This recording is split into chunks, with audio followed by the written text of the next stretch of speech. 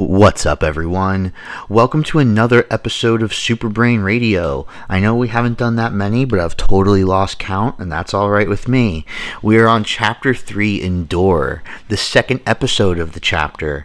The last one was about the pituitary gland mainly, and we put hormones in quotes for a reason. And strategically, pun intended, we're coming back with the second episode of Strategies. The first time, I believe it was in Chapter 1, I introduced the concept as like a simple notion that not only are things not random, in fact they are cascade based and synergistic in how you get somewhere. It makes a lot more sense, almost similar to being able to get to where you want to go with a more efficient driving opportunity, whether it's getting in a faster car, whether it's driving in a lane with less traffic because it's a commuter lane, or whatever it may be. There is always the mid-road, which might be the most commonly approached one. There's always the facilitated road, which is going to be higher cost, but it'll get you there faster. And then there's always the efficient road with slower change that's closer to conceptually free. Now, for this episode, we're kind of focusing on the hormonal portion of strategies. So, in a almost personified like manner, I want to talk about what it means for the brain to select certain behaviors based on hormones being present and vice versa. It's a really cool topic, it's a cool concept, but most importantly, the reason I feel it has value and validity in anyone's life is because it only takes a little bit of assessment to get a lot out of it. So our overarching goal right here, I know in the first episode I talked about second, third order actions and playing chess. Our ultimate goal is to take that concept and layer it over a little bit of scientific information I want to share with you all. We want to delineate, when possible, between dopamine or norepinephrine being the optimal road to kind of trot down to complete a task. Whether that task is chores you don't want to do in the house, whether it's a workout, whether it's getting some work done for your primary, secondary, tertiary job or a hobby, anything we can kind of put into the definition of a task. And by looking at the task, you can identify obviously, or maybe not so obviously if you don't think that way, what's the best way to get success here?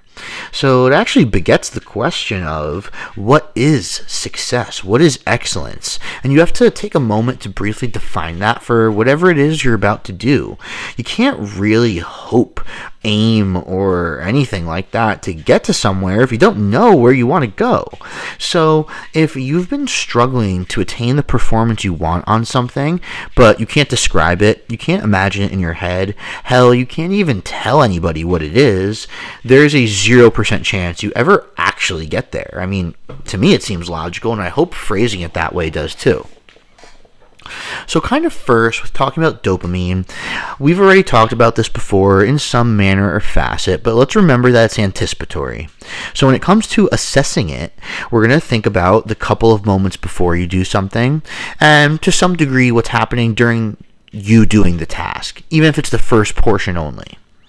Now, remember as well that dopamine is like this bigger umbrella term. It's going to be rolled over enzymatically into smaller, more specific hormonal substrates, if you will. And that is where other things, dopamine secondary and tertiary cascades, come into play.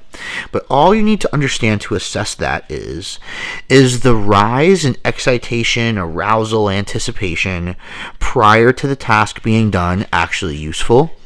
And then furthermore, we can start to look into what are the typical behavioral effects of dopamine in excess being in the blood. Because in excess is how we learn, You can figure out later on what to refine, how much to refine, and all that. But you can't learn without stepping out the confines of your little comfort zone a little bit. So you can obviously just go through and read all the notes I put in on the PDF itself, but when it comes to the emotional portion, dopamine is typically going to be associated with this euphoric acceptance, lacking care, but not in the sense of lacking empathy or lacking passion or devotion to whatever you're doing, lacking care if it doesn't go well, like a true state of acceptance. People are typically going to find that if it's a dopaminergic task, enhancing the anticipatory response helps, and that makes sense. However, just like anything else, there's going to be a cap. So typically correlating your heart rate with the enjoyment euphoric factor is a better way to determine how much and if you even need it for the task. So we'll give you an example here. For me, a typical dopamine task is actually doing this, is putting chores away and doing consult calls. So what's going to support me there is something that supports socialization. And in my world, that tends to be a somewhat of a higher heart rate. So if I'm getting ready for a string of a couple calls, I've already kind of thought about who I am and where I'm at today. I've already thought about what's going to be successful for me to get on a consult call with someone. And then I take that last assessment portion of where am I at right now. So maybe I slip on my pulse oximeter and notice my heart rate's a little high and I'm a little sweaty. I'm like, you know what? I am even kind of feeling musical. I want to listen to music. You know, that very much seems like a dopamine mindset, and I'm probably in a good place. But when we extrapolate that over norepinephrine, it actually seems very, very different.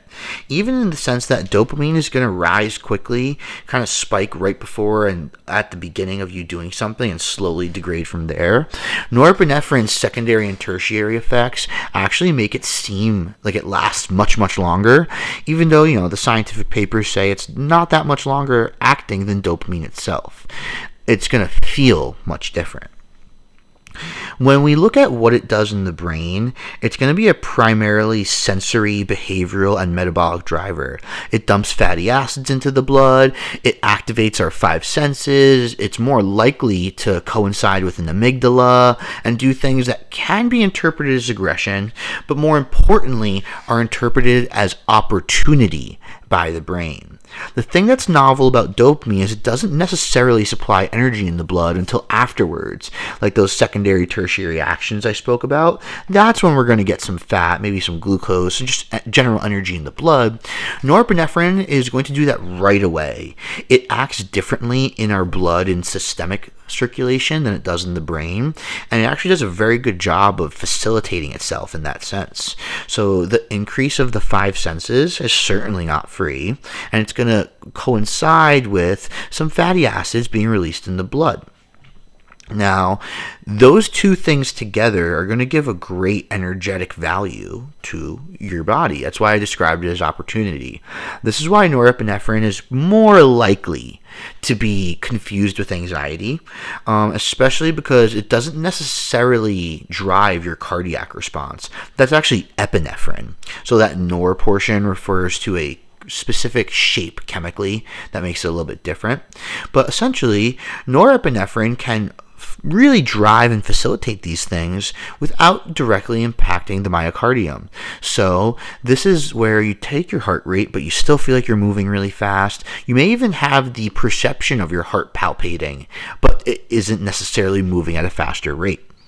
This is going to be one of the things that tend to correlate it with anxiety, and also that acceptance and euphoric feeling that tends to come with dopamine and that anticipatory rush is going to contraindicate anxiety in most people.